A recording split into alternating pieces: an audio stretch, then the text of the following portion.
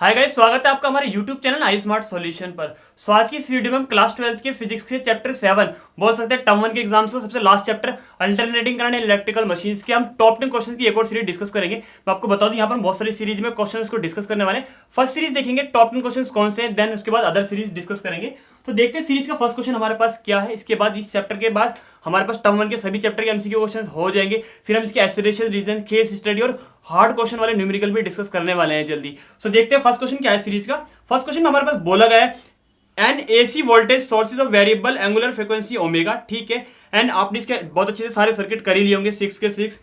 Fixed amplitude we not is connected in a series with the capacitance, यानी कि LC circuit है मेरे पास, ठीक है, जिसमें इंपेडेंस का फॉर्मूला याद है ना, क्या आता है हमारे पास R square plus X C square, ठीक है। एलसी सर्किट है, नहीं क्या बोला है, connected in with capacitance, resistance है कैपेसिटेंस सी और इलेक्ट्रिक बल्ब आर के, सॉरी आर सी हमारे पास सर्किट है, ये इंपेडेंस का फॉर्मूला हो जाता है। तो उन्होंने पूछा है then electric bulb of the resistance R inductance zero, inductance zero मतलब इंडक्टेंस है ही नहीं है, कैपेसिटेंस है। तो इलेक्ट्रिक बल्ब किस तरीके से हमारे पास ग्लो करने वाला है, डिम या ब्राइट, ऐसे कोई कंडीशन, चार ऑप्शन हमारे पास है। तो देख रहे हैं कैसे होने वाला है, बहुत अच्छे से कंसेप्ट को समझते हैं फॉर्मूले की हेल्प से। एक्स सी की वैल्यू क्या होती है 1/ओमेगा सी, यस और नो, हाँ। अब एक चीज हम यहाँ पर देखते हैं, नोट करते हैं, ये इसके इनवर्सली प्रोपोर्शनल हो गया। ये जैसे जैसे इंक्रीज होगा वैसे वैसे रेजिस्टेंस कम होगा, और बेसिक बात है हमारा इंपेडेंस कम होगा, इंपेडेंस कम होगा तो क्या होगा, करंट इंक्रीज होगा, और करंट इंक्रीज होगा तो बल्ब कैसे ग्लो करेगा, ब्राइटर ग्लो करेगा। ऑप्शन है ऐसा, जैसे देखो बी ऑप्शन पढ़ो, द बल्ब ग्लो ब्राइटर, कब पड़ेगा, समझ में आया। फ्रीक्वेंसी कैसी, सॉरी एंगुलर वेलोसिटी हमारे पास कम है, ये इंक्रीज होगा, रेजिस्टेंस इंक्रीज, सॉरी ये हमारे पास कैसी है, ये इंक्रीज होगी, सॉरी उन्होंने बोला ओमेगा इंक्रीज होगा, जैसे ओमेगा इंक्रीज होगा तो ये डिक्रीज होगा, रेजिस्टेंस डिक्रीज होगा तो हमारे पास करंट बढ़ेगा। इस सोर्सेज आप कनेक्ट करके आराम से आंसर दे सकते हैं। किसी भी ऐसे कॉन्सेप्ट को आप फॉर्मूले से भी जरूर कनेक्ट कर सकते हैं, ध्यान रखना, मैंने फॉर्मूले की हेल्प से आपको बता दिया। अब देखते हैं अपनी सीरीज का सेकंड क्वेश्चन क्या दिया हुआ है। सेकंड क्वेश्चन में हमारे पास बोला गया है alternating current can not be measured by the DC ammeter. पता है मैं क्यों नहीं किया सकता, मैं आपको बता दूं, क्योंकि अल्टरनेटिंग करंट एसी का जो हमारे पास टोटल ओवरऑल एक जो सर्कल होता है वो जीरो होता है, हमारे पास पढ़ा भी होगा आपने, लिखा भी तो सी ऑप्शन में लिखा हुआ भी है। Average value of current of A complete cycle is zero, पता है ना, टोटल ऐसे हाफ रिवोल्यूशन करता है, टोटल जो बोल सकते हैं उसका करंट जो होता है, बोल सकते हैं मैग्नीट्यूड जो होता है उसका एवरेज वैल्यू जो भी बोल सकते हैं करंट की, जीरो होती है। तो इसका ऑप्शन हमारे पास सी ऑप्शन बिल्कुल करेक्ट है, आसान क्वेश्चन था ये। तो अब देखते हैं अपनी सीरीज का थर्ड क्वेश्चन क्या दिया हुआ है। थर्ड में हमारे पास क्या बोला गया है, the AC voltage across a resistance can be measured using a hot wire ammeter।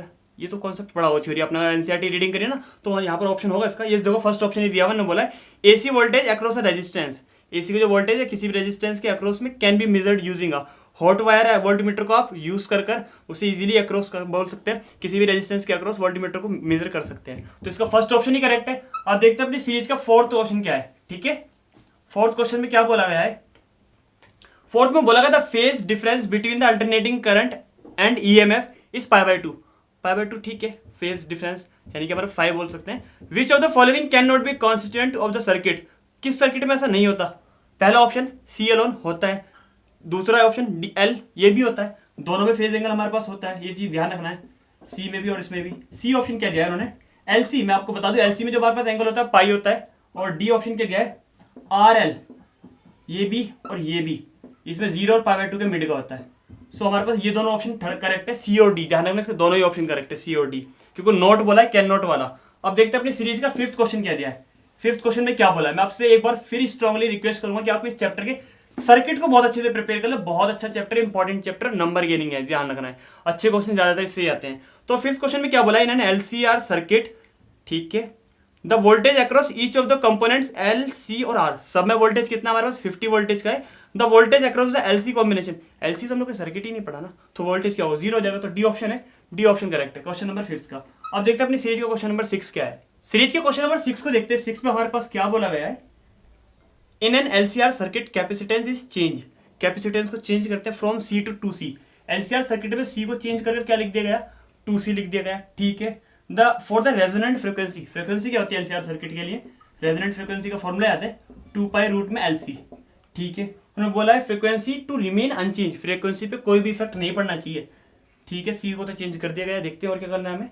The inductance should be change from L2, यानी कि इंडक्टेंस में क्या चेंज करूं कि मेरे पास कोई भी चेंजेस नहीं आनी चाहिए फ्रीक्वेंसी में, इजीली आपको पता चल जाएगा। देखो 2π सेम, और जब आप देखो सी को इन्होंने 2C लिख दिया, तो L को अगर मैं L/2 लिख दूं तो वापस रूट में LC आ जाएगा, तो फ्रीक्वेंसी पे कोई फर्क पड़ने वाला है?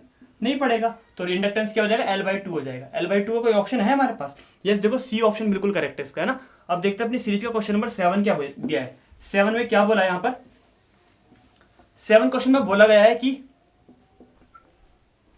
The self inductance of the motor of an electric fan is 10 hertz. Self inductance मतलब L, 10 हर्ट्ज बोलो, 10 हेनरी, ठीक है। In order to impart maximum power at, frequency कितनी दी है? 50 हर्ट्ज, ठीक है। It should be connected to a capacitance, यानी कि सेम वही फ्रिक्वेंसी वाला फॉर्मूला, 2 पाई रूट में LC, कैपेसिटेंस C फाइंड करना है, क्रॉस मल्टीप्लाई कर लेना, 2 पाई रूट में LC, ये 1/f आ जाएगा, ये डिवाइड से इंटू मल्टीप्लाई, 2 पाई f आ गया, रूट का स्क्वायर हो जाएगा, 4 pi square f square, multiply change into divide, C find करना ना, yes, 4 pi square f square L, value क्या है? 4 सेम पाई स्क्वायर, f कितना हमारे पास? 50 हर्ट्ज, तो 2500, L कितना है? 10। सोल्व कर लेंगे, 10 की पावर -6 अप्रोक्स आएगा, ध्यान रखना है।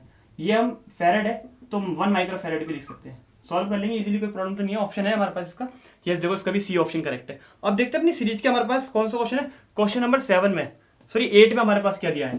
क्वेश्चन 8 हमारे पास, ये भी अच्छा क्वेश्चन है, इसमें पावर फैक्टर निकालना है ना। पावर फैक्टर आपने पढ़े होंगे ना अच्छे से। क्या दिया है क्वेश्चन में, देखते हैं। 8 क्वेश्चन में, a circuit has a resistance, resistance कितना है? 12 ओम का, ठीक है। एंड इम्पीडेंस कितना है? 15 ओम का। फाइंड क्या करना? पावर फैक्टर cos फाई क्या होता है? R/Z, R कितना है? 12, 15 डिवाइड करेंगे 0.8, ठीक है ना, क्योंकि 15 8 जो होता है ना 120, ठीक है। ऑप्शन फर्स्ट ही करेक्ट है इसका भी। आसान क्वेश्चन था ये, ज़्यादा हार्ड नहीं था। मैं आपको एक चीज़ और बता दूं, आपको ऐसा लग रहा है उससे ज़्यादा इजी क्वेश्चन करा रहे हैं, मैं पहले इजी करागा, फिर इसकी एक और सीरीज आने वाली सभी चैप्टर्स की अच्छे बड़े बड़े न्यूमेरिकल की, जिसको बच्चों ज़्यादा प्रॉब्लम होगी। पहले बोल सकते हैं बेसिक वार्म अप वाला कॉन्सेप्ट कर रहे हैं, इजीली थोड़ा रिवाइज हो जाएगा, पता चल जाएगा किस टाइप के क्वेश्चन हमें ये भी मिलेंगे। ऐसा नहीं ये नहीं आएंगे, कुछ क्वेश्चन ऐसे भी जो टिपिकल आएंगे वो भी हम डिस्कस करेंगे। 9 क्वेश्चन में क्या बोला गया था? पावर फैक्टर हमारे पास क्या होने वाला है, क्या होता है पावर फैक्टर, अभी तो बताया मैंने, R/Z, ठीक है। किसके लिए?